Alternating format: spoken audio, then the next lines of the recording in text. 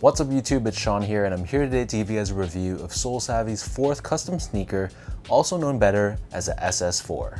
So you guys have probably seen that I've mentioned SoleSavy in the past throughout my reviews. And SoleSavy, for those that don't know, is a membership-based community of like-minded, passionate sneakerheads with a true love for shoes. And this is absolutely not a sponsored review. I'm actually a member of SoleSavy, and I've been a member since 2018, basically a month after they started. And as part of SoleSavy, they do really innovative and fun things for the community, such as creating their own custom sneakers, including this one. So this one is the SoleSavy 4 or the SS4, which continues their long-standing tradition of working together with Garrison Studios, who custom build sneakers based out of their headquarters in Philadelphia. So whereas the SS1 was inspired by the sneaker that arguably kicked off sneaker culture with the Air Jordan 1, the SS2 was inspired by the iconic Air Max 90, and then the SS3, which I'll be reviewing on my channel not too long from now, that was a community designed shoe.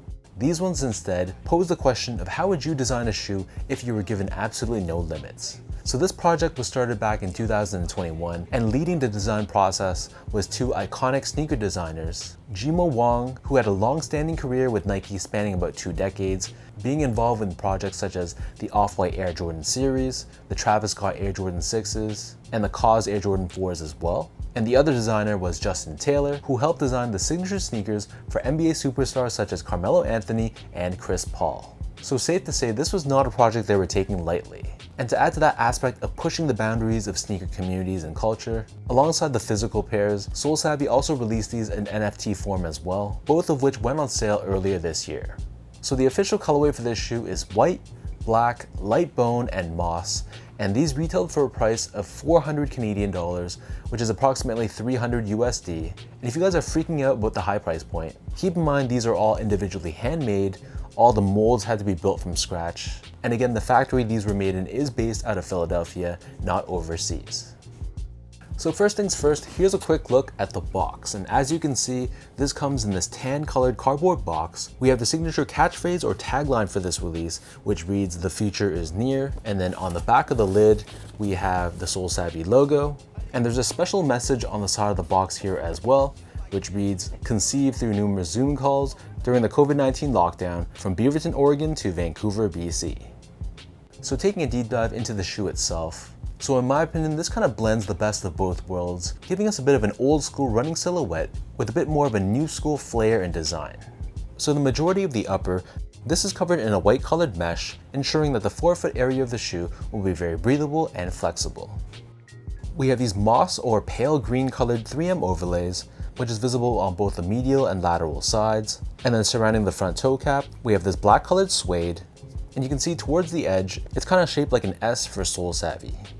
Covering the middle portion of the shoe, we have this white colored fuse overlay for added durability, and we have this protruding eyelet, which is constructed out of this hard plastic TPU. And then moving downwards, we have this diagonal overlay of black suede, which incorporates a small hidden pocket for you to stash your lace tips away if you like to rock your shoes unlaced and loose. At the very top, we have this triangular overlay of black TPU, and once again we have these two wavy S's for SoleSavy. And then surrounding the top portion of the ankle collar area, this is covered in a very well padded neoprene layer, which feels very soft and very nice to the touch. Underneath this, we have more of that black suede, which wraps around the bottom of the heel. And then overlaid on top of the suede, we have this large semi-translucent dark gray colored TPU overlay, which gives you a ton of support and lockdown on the back end of the shoe. Hanging off the sneaker, they also give you this hang tag as well with the SoleSavy logo. And then turning our attention back to the front, so in terms of laces, these come with 3 different lace options. The standard or default lace that these come with, and my favorite pair, are these mint green colored laces, but they also give you a secondary cream colored lace and a black colored lace as well. Underneath this, so the tongue is constructed out of a combination of suede and nylon. This tongue has a little bit of padding to it, but it's not overly stuffed. And at the very top of the tongue, we have this rubberized SoleSavy branding. The interior of the shoe is lined in a black colored textile. And then as for the insoles, these come with their standard foam lined insole. However, to give it more of a premium finish, it's leather lined on top, and we have the SoleSavy logo pressed on the heel in a mixture of that moss green and white.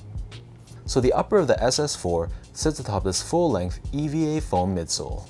This midsole for the most part is painted in this cream or off-white color, but we have a hint of green at the very top of the heel. And you can see the midsole is custom built and has this wavy pattern to it, tapering towards the forefoot. Finally, turning the shoe over to the bottom, so this is also a custom built outsole as well. In normal light, the rubber here has a bit of a yellowish tone to it, and you can see it also incorporates SoleSavy branding from heel to toe. But if you turn off the lights, my favorite part about this shoe is the strong green glow that the outsole has. So that breaks down the look and the construction of these SS4s. And for those wondering about sizing, so overall these fit pretty true to size in a slightly snug way. So I'm a true size 10, slightly on the wider side. I got these in a size 10. They fit me perfectly, but there's not too much wiggle room for my feet. So if you have wider feet, you'd probably want to consider going up a half size, or even if you just like more of a roomy fit for your toes to move around. So if I have to compare this to a shoe that most people know how they fit, I'd say that it's slightly more narrow than an Air Max 90, but the length is relatively the same. Next up in terms of the comfort, so this shoe is actually quite comfortable. The midsole feels decently soft and plush, so straight out of the box when you put your foot inside, you can feel that foam compressing. And again, if I had to compare this to a shoe on the market, I'd say that it's a slightly less comfortable version of the Gel Lyte 3. You're not going to feel like you're way high off the ground, but at the same time, there's definitely a ton of cushioning underfoot, and they feel quite nice for just everyday use. And finally, from an overall quality and craftsmanship standpoint, so I thought the material quality was decent, but it wasn't the absolute best I've seen. The black suede they used had more of a flat feel to it. I would have preferred maybe a hairier cut of suede, but that's not to say that the quality of the suede was bad. It's still a very decent cut of suede. It's just personal preference in terms of the finish that I would have liked. And aside from that, the rest of the shoe was pretty much synthetic with the meshes, the neoprenes, and the nylons on the tongue. So like I said in the beginning, this is much more of a retro running shoe sort of vibe, much more like your standard Air Max 1 or Air Max 90, instead of something that's going to be super premium and much more of an elevated silhouette. They were clearly going for a silhouette that was more intended to be worn as opposed to a trophy piece that you just leave on your shelf.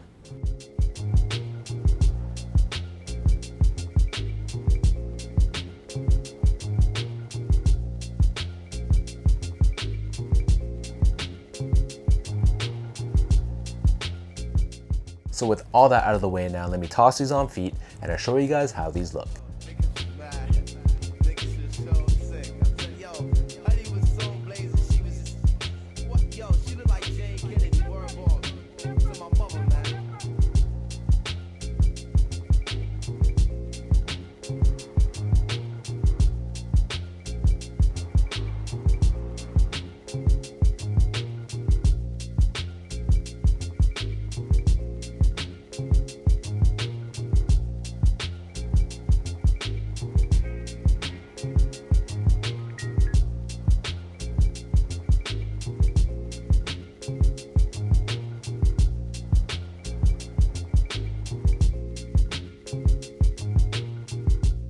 It's always great to see new designs come out to the marketplace instead of just rehashing old retro silhouettes. And I think SoleSavy did a pretty decent job on this SS4. I think the quality is decent, the comfort is definitely there, and as a member of SoleSavy, it's great to be able to see projects just like this one get in the hands of fellow members and just building on the whole community aspect of SoleSavy itself. From a design standpoint, I think it's decent, but I'm not gonna lie to you and say that it's my favorite look of all time. I think visually, there's a bit too much weight on the back end of the shoe. I think there's a lot of blacks and this large TPU heel counter. It just takes up a lot of visual weight. So I think the potential was definitely there. I really like the forefoot area of the sneaker, but I just think it's a little bit unbalanced when you compare the back end compared to the front end. But that's just my honest opinion on this pair. So let me know in the comment section down below what you guys think about the SoleSavy 4 or SS4. What are your overall thoughts on the design, the colorway, the materials? Drop a comment down below and let me know what your thoughts are. And also for anyone watching from SoleSavy, did you guys also pick up a pair for yourself as well? Or did you just pass on these all together? If you guys like this video, be sure to like, comment, and subscribe to my channel if you haven't yet. You can follow me on Instagram at esco8, check me out on Twitter at sean.go, and visit my website at seango.ca. So until next time, thanks so much for watching. Hopefully you guys enjoyed this video, and I'll catch you guys all in my next review.